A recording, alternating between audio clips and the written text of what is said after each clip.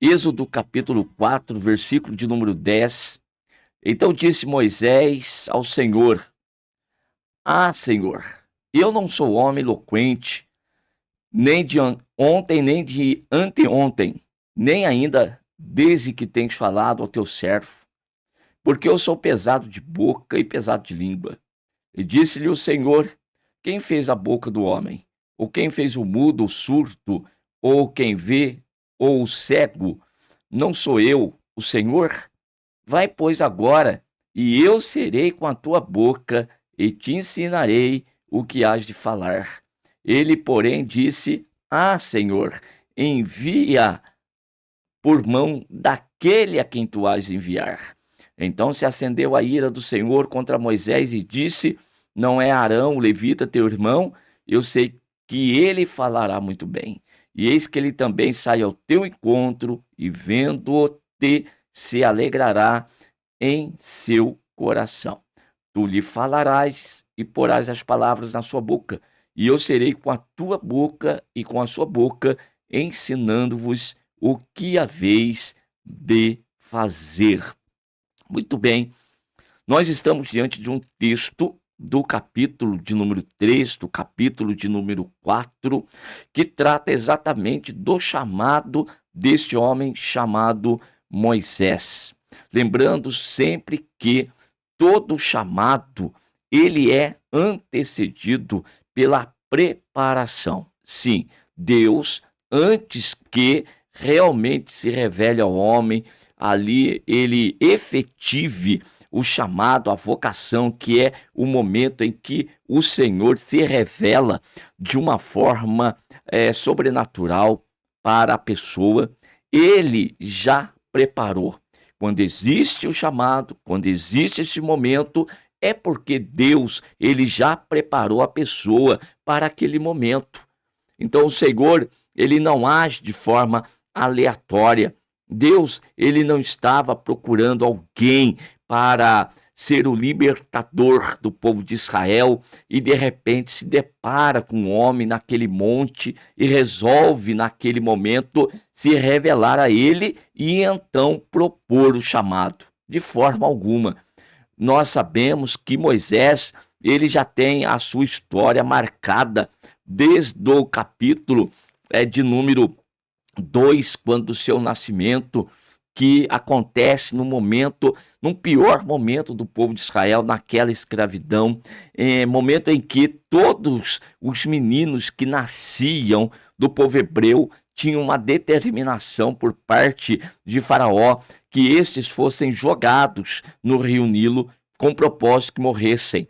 Então não era para viver ou sobreviver, então, um menino. Era somente as meninas que tinham vida.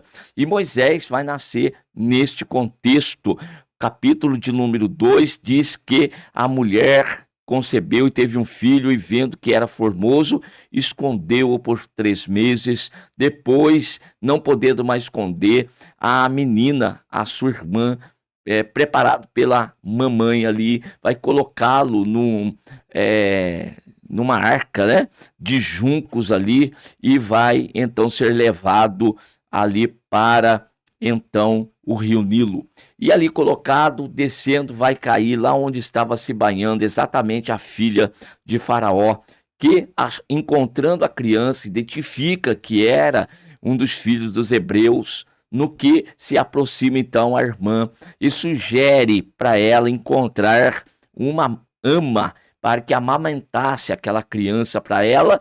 Ela aceita a proposta e se caso você encontrar, disse a princesa, eu vou dar salário para ela. Então a menina pega a criança e leva para sua própria mãe.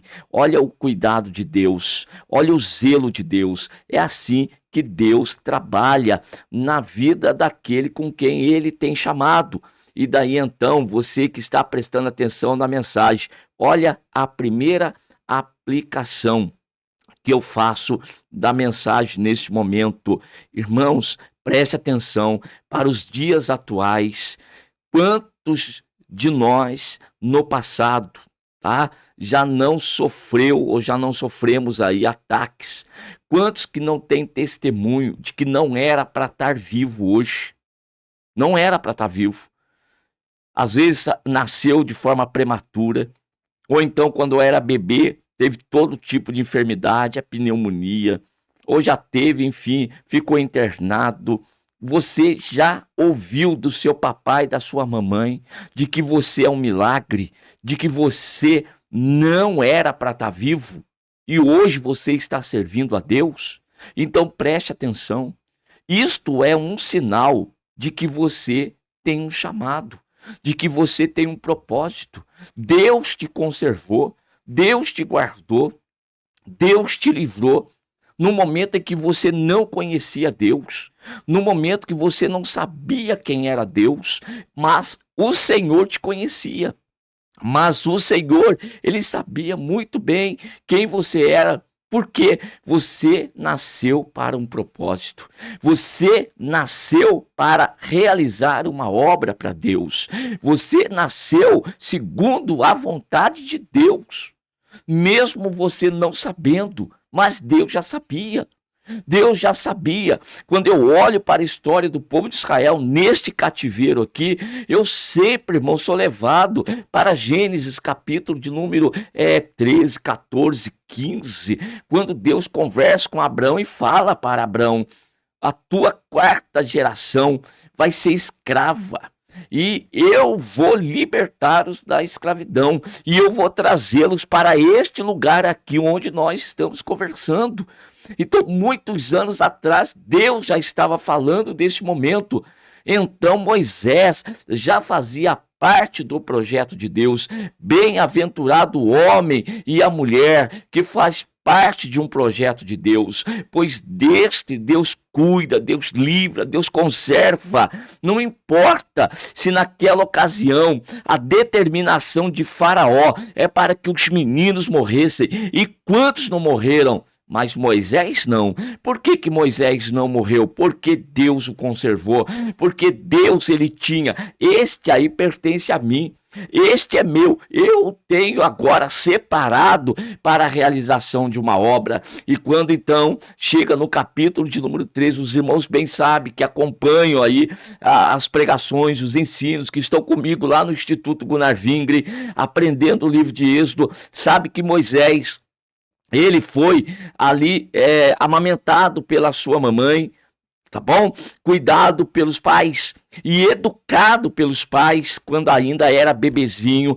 Então a melhor fase da vida da criança foi na educação dos pais. Depois Moisés foi entregue para a princesa, que o leva para dentro do palácio. E preste atenção, que detalhe extraordinário: se Faraó estava querendo matar os meninos e frustrar os projetos de Deus, Deus pega aquele que é seu e leva para dentro do palácio e vai dizer para Faraó: você vai cuidar daquilo que é meu, para eu demonstrar para ti que quem tem poder sou eu. É Deus o Todo-Poderoso, é Ele que age. Quando Deus opera, ninguém pode realmente impedir. Ninguém pode frustrar os projetos e os planos de Deus. Por 40 anos Moisés fica dentro do palácio, é treinado, é preparado. Olha só, é preparado por Deus ali dentro do palácio de Faraó. Ele se torna um príncipe de Faraó, mas depois, já com 40 anos de idade, ele vai descer para ver as aflições dos seus irmãos. E ali, dentro de um contexto, ele tem que fugir e vai para Midian. E em Midian ele vai ficar mais 40 anos, até que chega este momento aqui do capítulo de número 3, em que está apacentando as ovelhas agora do seu sogro Jetro. Já está casado, já tem filho, já tem 80 anos. E agora, num dia comum, num dia normal, que está vivenciando, tem que passar pelo monte chamado Monte de Deus. E quando por ali passa, ele olha para uma sarça, e a sarça está se consumindo em chama, está ardendo em chama, mas ela não se consome, ou seja, o fogo não consegue queimar, deteriorar aquela planta. Ora, naquele lugar de deserto, era comum as sarças arderem em chama, mas ela se consumia quando pegava fogo, mas aquela ali não, porque aquele fogo não era um fogo terreno, era um fogo divino, era a presença de Deus, e chama a atenção de Moisés. Ele vai se virar para lá, quando ele se vira para lá, a voz de Deus vem: fica onde você está, tira os sapatos dos teus pés, porque o lugar em que tu estás é terra santa, é lugar santo, o lugar onde você está. E Moisés então agora começa a ouvir a voz daquele que por 80 anos cuidou dele, preparou Moisés para este momento agora. Então chega o momento do chamado.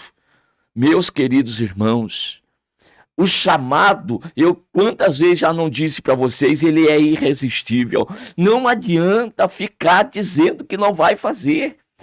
Não tenho condição para fazer. É verdade, nós não temos condições para fazer, porque quem vai operar é Deus, quem vai agir é Deus. Ele só vai se utilizar de nós como vaso, como instrumento nas mãos dele. O poder é dele, a glória sempre vai ser dele. Ele só está querendo nos incluir no projeto dele. E nós devemos agradecer. Deus poderia fazer sozinho. Deus poderia fazer de forma direta, mas Ele quis contar conosco. Ele quer nos introduzir na obra. Então, onde você está? Está difícil? Você olha para a situação, não tem possibilidade de algo diferente acontecer? Pois bem, para Deus nada é impossível. Operando Deus, quem vai impedir? Então saiba de uma coisa: se Deus prometeu, Ele garante. E agora chegou o momento em que Deus fala com Moisés, e tantas desculpas Moisés dá, e em todas as desculpas e fraquezas que ele demonstra para não fazer esta obra, diante da grandiosidade e dificuldade que a obra se apresentava, Deus demonstrava o seu poder e um sinal ali para Moisés, para confirmar que ele seria. E eu vou destacar com vocês agora, a partir do verso de número 13, quando Moisés disse para Deus: Senhor, envia por mão daquele a quem tu has de enviar. É como se Moisés dissesse: eu não estou pronto, eu não sou capaz, manda outro no meu lugar. Enquanto Moisés dizia que ele não tinha condições de fazer, e mostrou a sua fraqueza, Deus mostrou o poder que ele tem. Deus tem poder, mostrando sinais e garantindo que ele seria com Moisés. Mas quando Moisés diz: eu não vou enviar outro no meu lugar, Deus ficou irado. O verso 14, então se acendeu a ira do Senhor contra Moisés. Nunca diga para Deus: eu não vou fazer. Não há opção. Se você tem chamado, se você tem vocação, você não tem opção. Deus não está te escolhendo agora, como eu disse, eu repito. E Deus não está dizendo para você: você quer fazer? Você quer ir? Não, Deus não está perguntando. Deus está te vocacionando. Deus está te chamando. Deus está se revelando e dizendo: eu te levantei para esta obra. Eu te preparei para esta obra. E quem vai fazer é você, não é outro. Então, quando Moisés diz que é outro para fazer, a ira de Deus se acendeu contra Moisés. E Deus vai lhe possibilitar e vai lhe dar ajuda, a ajuda do seu próprio irmão chamado Arão. Arão vai contigo. E você será com ele como profeta e você como Deus. Eu te dou a mensagem, eu te dou a palavra, e você diga para ele vai falar em teu lugar. Mas que tu vais, porque é você o meu escolhido, tu és o meu escolhido para esta obra, e eu não vou abrir mão de você. Então eu quero encerrar a mensagem nesta manhã dizendo o seguinte: está difícil. Às vezes, se acorda pela manhã, dá vontade de ficar deitado, nem vontade de levantar, não quer sair do quarto. Pare com esse negócio, não adianta. Ore, busque a presença de Deus, busque aquele que te chamou. Ore a Ele, clame a Ele, suplique a Ele, peça direção e graça a Ele, porque você vai sair desse quarto. porque você vai sair para a obra, porque você vai sair para a missão, porque você é o chamado, você é escolhido. E chamado de Deus, irmãos, não é ficar aí tendo destaque na mídia, tão somente, viu? É ter chamado, é servir com coração. Viu? Diz respeito à missão, diz respeito ao propósito de Deus. Se Deus quiser colocar diante da mídia, Deus vai colocar. Mas se Deus quiser te manter no anonimato, assim também Deus vai fazer. O que importa? O importante não é se eu tenho 1000, se eu tenho 1 milhão de pessoas comigo. Isso não é mais importante. O mais importante é a presença de Deus conosco. É saber que nós estamos obedecendo à voz do Senhor, que Deus está se agradando da forma que nós estamos realizando, seja com pouco, seja com muito, seja com bastante recurso, seja com um recurso pago que nós tivermos aí, não tem problema. O importante é saber que Deus nunca vai nos desamparar, que Deus nunca vai nos deixar, que Deus nunca vai abandonar aquele que Ele chama. Aquele que Ele chama, irmãos, pode ter certeza, Deus garante. Portanto, levante. Não é hoje que você vai parar. Não é agora que você vai se desanimar. Não é agora que você vai retornar. De forma nenhuma. Agora você vai levantar a tua cabeça e vai olhar para Jesus, autor e consumador da tua fé, e seja renovado. Receba agora um renovo da parte do Senhor e tu te colocarás de pé e vai continuar a missão. Amém.